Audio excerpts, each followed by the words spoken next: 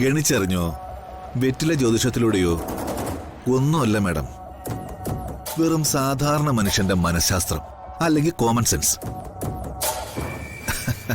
അതൊക്കെ മതി ഇതൊക്കെ മനസ്സിലാക്കാൻ. നിങ്ങൾ എന്തൊക്കെയാ മിസ്റ്റർ പറയുന്നേ? ഇനി എന്തിനാ മാഡം ഒരു മുഖവുര?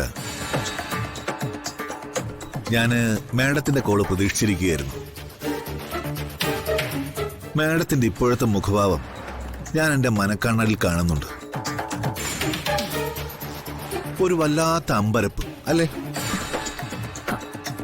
മിസ്റ്റർ ഗോപൻ, എന്താ മാഡം ഇങ്ങനെ? ഞാൻ പറയാൻ പോകുന്ന കാര്യം എന്താണെന്ന് മാഡത്തിന് മനസ്സിലായി കാണുമല്ലോ. ആ മൈതിലി താമസിക്കുന്ന വീട്ടിൽ നിങ്ങളുടെ മോൻ മൊത്തം അരിച്ചു പറക്കി.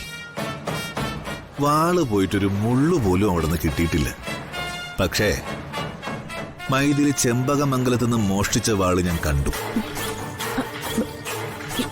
എവിടെ വെച്ച്? അതൊന്നും വേണ്ട, അതൊന്നും എന്നോട് ചോദിക്കുകയും അരുത്. മാഡത്തെ പോലെ വേറെ ചില ക്ലയൻസും എനിക്കുണ്ട്. ഞാൻ തന്റെ ക്ലയന്റ് ഒന്നും അല്ല. ചുമ്മാ ക്ഷോഭിക്കുകയും ഉരുളുകയും ഒന്നും വേണ്ട മാഡം.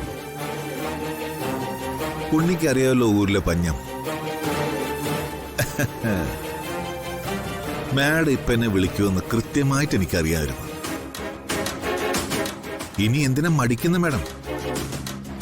നമുക്കിടയിലുള്ള മൂടൽ മഞ്ഞ് നീങ്ങിക്കഴിഞ്ഞു. മാഡം കാര്യം എന്താന്ന് വെച്ചാൽ തുറന്ന് പറയേ. മിസ്റ്റർ ഗോപൻ, ഞാൻ വിളിച്ചത് ആ വാളിന്റെ കാര്യം പറയാനല്ലേ? അതെ, ആ വാളിന്റെ കാര്യം പറയാൻ തന്നെ. എന്റെ തറവാട്ടിൽ നിന്ന് ഒരു മുതല് പോയാല് അത് കണ്ടുപിടിക്കാനുള്ള ബാധ്യത എനിക്കും കൂടിയല്ലേ? അത് കണ്ടുപിടിക്കാൻ ഒന്നുമില്ല മാഡം.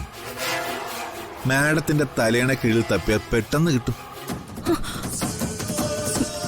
എന്താ നിങ്ങൾ പറഞ്ഞത്?